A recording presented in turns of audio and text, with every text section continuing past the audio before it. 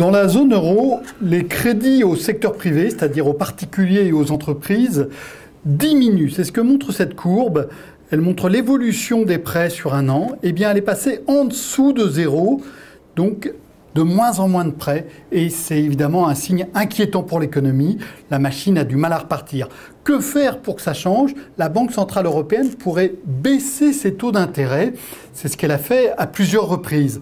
On le voit ici, les zones grisées, c'est les zones où elle baisse ses taux d'intérêt pour tenter de relancer le crédit.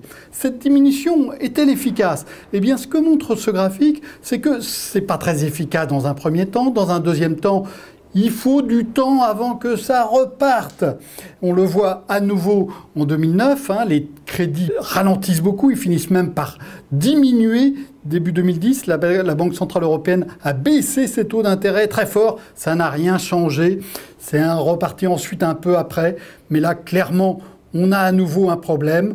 Que faut-il faire? La Banque centrale européenne, je dis, va sans doute à nouveau baisser ses taux d'intérêt. Mais pour que les crédits repartent vers la hausse, il faudra d'autres mesures, des mesures non conventionnelles. Est-ce que la Banque centrale européenne va prêter directement aux PME? Est-ce qu'elle va inventer de nouveaux instruments? On ne sait pas. Réponse jeudi.